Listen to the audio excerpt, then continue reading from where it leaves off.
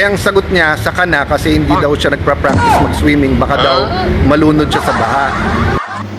Ay ari nga mga kapatid, ay hindi na matapos-tapos ang bangayan nitong si Senator Ping Lacson at saka nitong si Senator Alan Cayetano. Kapag may ibubugay yung isa, may balik na bugay yung isa. Kumbaga pareho silang, kapag meron kang ilalabas, may ilalabas din ako. Okay, kumbaga may pagalingan na nga lang baga kung ano yung pinanghahawakan nilang mga sekreto sa bawat isa. Ano? Ay ganaray. Ari na naman, may bago na naman. Hindi, may bagong bangayan na naman. Ang sabi kasi nitong si Senator Alan ay pumunta ka din sa Taguig at nang makita mo kung meron baga din flood control. Ang sagot naman ng isa ay ayoko ikang magpunta diyan at baka ika ako'y malunod. Ay hindi pa ika ako nagpa-practice maglangoy. Ang balik naman ngayon nitong si Senator Alan ay pag nagpunta ka din ay hindi ka malulunod sa baha. Kung hindi, malulunod ka sa katotohanan na dini sa amin sa Taguig ay walang flood control. Pakinggan natin aray. Ay siyempre, ang atin namang sinasabi ay kailangan ay meron tayong ebidensya, ebidensya na ipakikita. Kaya aray, at pakinggan ninyo si Senator Alan kung anong kanyang sinasabi. Ang dami nagte-text sa akin at tinatanong kung ano ang motibo o kaya sinasabi sa akin motibo ni Senator Lacson, kasi sabi niya I crossed the line, kaya araw-araw ako na lang at exclusive ako ang binabanatan at nililink ako sa basta't nangyari sa Taguig, at kahit hindi Sabi nangyari sa sa Taguig, ako na lang may kumbaga kasalanan. sa kanta, noong una na mga estudyante blues, ako ang nakikita, ako ang nasisisi, ako na lang ang laging may kasalanan. Ganyan.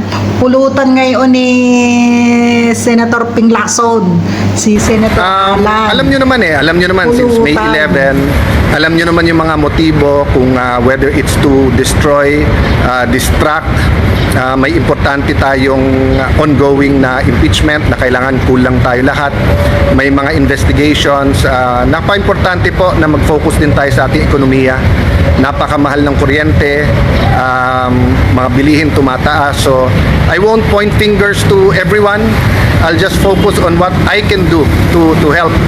But yung sinabi niya today na, kasi sabi ko, minsan kasi technical yung mga presentation at saka address sa akin, hindi naman po ako ang secretary ng DPWH, hindi ako regional director, hindi ako engineer. So sabi ko, pumunta na lang siya or kung sino man gustong pumunta para makita, di ba, apples to apples talaga, ito yung pondo, ito yung project. Ang sagot niya, saka na kasi hindi daw siya nagpa-practice mag-swimming, baka daw malunod siya sa baha. Well, Senator Lacson, hindi ka malulunod sa baha sa Taguig, malulunod ka sa katotohanan. Yan pag panay kasinungalingan, ang nakakalunod yung katotohanan. Awa ng Diyos, yung 30-40 years ago na mga baha na 2 months, 3 months hanggang waist, hanggang dibdib, no? Lumaki ako sa Taguig po na ganyan ang nararanasan, no? But ang flood control projects po sa Taguig were ongoing. Then yung major po ay plinano nung martial law pa, pero na-implemento around 2001 yung road dike. And then panahon po ng Pinoy nagawa yung road dike.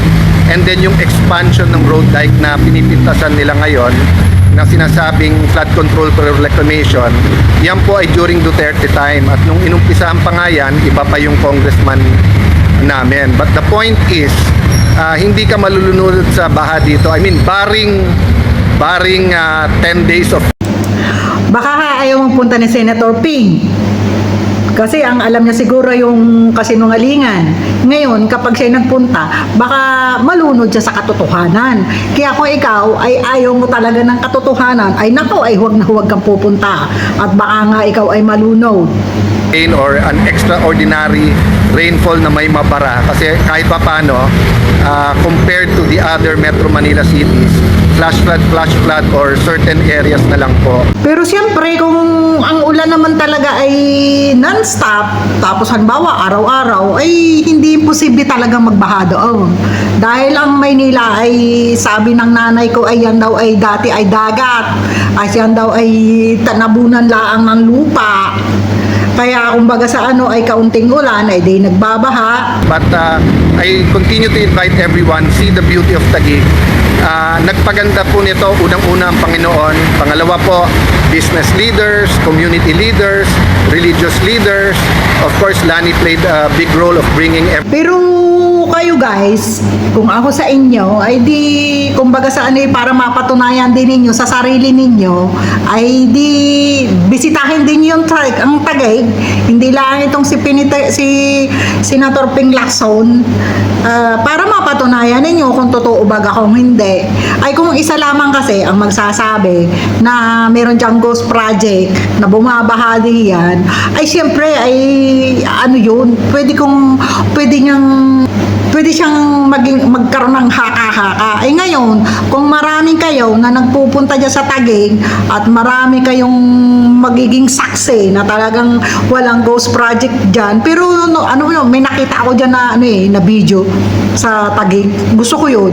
Yung parang night market, tapos ang daming pagkain na tinitinda. Dyan ba yun?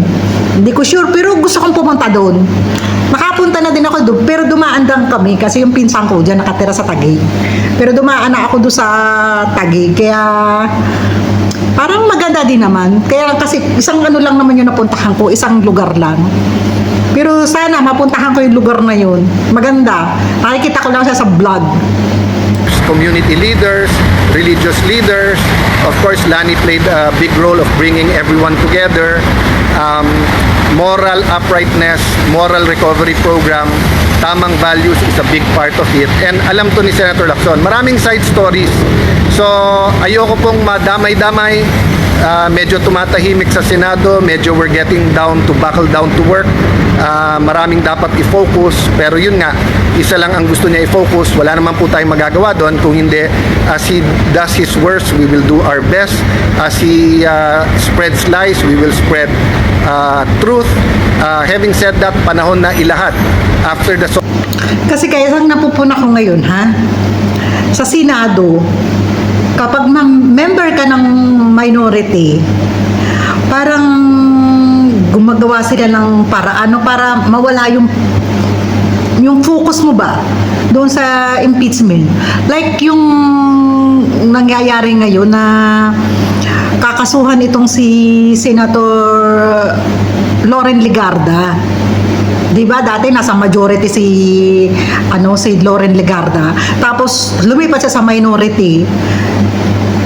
Ngayon siya at saka yung si Congressman Liviste na anak niya kakasuhan din, at malamang sa malamang ay gusto din nilang ipakulong. Bakit? Kasi ay kalaban din sila, kumbaga para sa kanila ay tinik din sa kanilang daan, kaya kailangan ay medyo hahawiin nila para maganda yung pagdaan nila, hahawiin nila yung mga tinik. O na anong Diba solusyon? Mga solusyon, di ba? Kasi when you say state of the nation, para ka pumunta ng doktor. Sabi ng doktor, may sipon, may lagnat, payat, baka may malnourished. So pumunta ka sa doktor, una para malaman ko anong sakit, pero pangalawa, anong gamot, di ba? So kung everyday ang sasabihin lang natin sakit, hindi makakatulong 'yon. Pero of course, kung sasabihin mo namang walang sakit, tapos may sakit, or sabihin mo walang addiction, pero addict sa alcohol, or addict sa sugal, or addict sa drugs, di syempre hindi magbabago. Truth is the beginning, is the starting point, no? So hindi lang po ako nagpapaulit-ulit, pero Nettie Vasquez, as you said, laban, yes, itutuloy ko po. Sabi ko nga sa inyo, in different ways. Pero ang pinaka-powerful na way dyan surrender to God, lift it up to God, pray, magbuo ng communities at tanungin sa Panginoon ano ang ating mga next step as a community. Pero syempre, the local government, barangay, all the way to the national government, we should always demand what is the best. The government should always give the best. But Ang hirap na din sa Pilipinas, ay yung mga negosyante ay nagba-back out na, umaalis na ng Pilipinas, ay papaano? Baga naman ay sila ay magbi-business. Tapos ay yung kanilang mga tax naman ay napupunta lang sa bulsa ng iilan. Ay di baga, tapos ang mahal-mahal pa. Tapos ang kuryente ay napakamahal din ng bayad. Diyos ko po, Rude. Kasi tayo na lang ang pinakamahal din sa Asia ng per kilowatt hour. Tayo ang pinakamahal, ang Pilipinas. Alam mong napakayayaman ng mga tao din Ay naman yesterday yung topic natin is meron din tayong mga responsibility. So, linawin ko yon ha. As we demand the best from government, we also have to demand that we be responsible as a community and ask ourselves what we can do. Diba? Sabi nga po ni JFK na naging famous, diba? Ask not what your country can do for you, but what you can do for your country. So, dadagdagan ko yon, diba? Demand the best from your government, but also ask yourself what you can do for your country. So, kung nakalagay po sa ating pong lupang hinirang o national anthem, tama, di ba ga? Ano ga ang iyong magagawa sa iyong bayan? Ay kung ang gagawin mo lamang ay ikaw ay mangungurakot, ay nako ay lumayas ka na di dyan. Diyos ko po ay pinahihirapan lang yung mga tao ang kailangan ng tao ay serbisyo. Diyos ko po, huwag ninyong naawin ang pera ng bayan. Ang kaba ng bayan, Diyos ko po naman. Kailangan ng tao ng makakain, ng trabaho, at saka ng katahimikan ng isip. Yung mga kriminalidad, dumadami na naman. At saka yung mga adik-adik dyan sa tabi-tabi. Diyos ko po, ang dami ng nahuhuli lang naman na mga nagbibenta ng droga, yung mga nag-a-addict. Tingnan ninyo, pati nga mga riders, nakitin ninyo, inuurakan sa tagiliran. Hindi ka kayo naaawa diyan. Wala nang peace in order sa Pilipinas. Alam mo sa ibang bansa, ang mga pulis ay nagkalat dyan sa karsada para ang mga masasamang loob ay hindi basta-basta makagawa ng krimen. Ay kung may mga pulis na naglalakad-lakad sa bawat kanto, sa bawat iskinita, matatakot ang mga gumagawa ng masama. Ang mga pulis, minsan nakatago lang tapos sa isang tumpok, ikalat ninyo ang mga pulis diyan. Yung mga makita namang masasama loob na merong katatakutan dyan sa na naglalakad ng mga pulis na naglalakad. Ay pag may mga naglalakad din ewan ko na lang, di lalayas yung mga gagawa ng mga kalukuhan diyan, di ba ga? Pero kung ilalagay nyo lang ang mga pulis sa isang lugar, ay alam na ng mga masasamang loob kung saan sila iiwas. Ngayon, kung nagkalat yan, palakarin nyo sa iba't ibang lugar. Laging may nagruruta. Laging may nagrurunda pala. Parang barangay tanod. Nagrurunda sa gabi. Ay diyan sa Pilipinas, ay kadami-daming pulis pag kami nagrarally nung suna ay ilan ang inilagay dito sa Quezon City? Ay kadami-dami. Sus ko po. Ay madami naman palang pulis diyan. Ay kung yan ay kinakalat ninyo, wag nang hindi nadami ang mga masasamang loob. Para yung halimbawa ay meron kang may ginagawa ng masama, merong hihinga ng tulong. Ay paano halimbawa may masamang loob, gustong gawa ng masama yung isa, dahil wala siyang mahinga ng tulong, di pababayaan na lang niya, di susuko na lang siya, kumbaga hinuhold up siya, di mananahimik na lamang siya.